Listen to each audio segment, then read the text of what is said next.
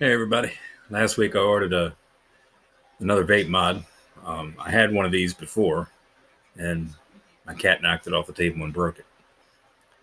So I liked it so much I had to order another one. Fortunately, online they're not too expensive. Typically in the shops these run from anywhere from $80 to $90, but I got it online for about 40, and that's not a bad deal. This is the Reuleaux RX300. It takes four 18650 batteries, and the screen on it fully functional. It has all kinds of information on here. You got your wattage settings, your voltage, ohm settings, ohm readings, uh, puff counter, and amps, which shows up when you're actually vaping. And it's got a condition meter for each battery. So it shows your battery status. And since this thing holds four batteries, it it goes a long way on battery power. I mean, this thing could last me all day and then some on a fully charged four batteries.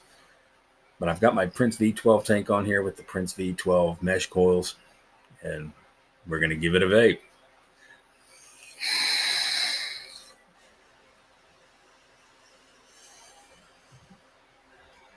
Wow. This thing really works good. Typically, for most vapors, this is overkill. This thing has all kinds of settings on it for stainless steel coils, temperature coils, ceramic coils. I mean, you name it, this thing can do it. But I like the mesh coils. I typically vape between 85 and 90 watts. It's 0.15 ohm coils. They seem to work the best for me. But eventually, I'm going to get into um, the rebuildable coils, the RDAs. And I've seen some tutorial videos on how to build your own coils. It seems fairly simple.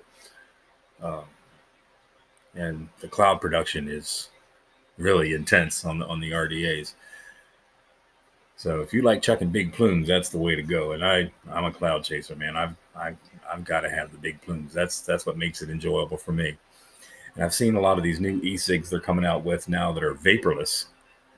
Uh, why anybody would want something like that, I don't know. I guess some people are intimidated by the big clouds. They don't want to be too obvious in public or at work.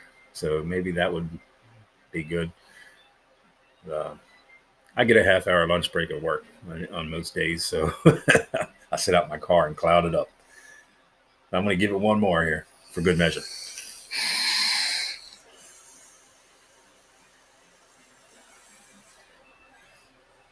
I also have the Smoke Cloud King Beast tank with the Cloud King Beast coils and the TFV 14 coils, and it really produces big clouds. I'm going to have to see if they make mesh coils for that. I'm pretty sure they do.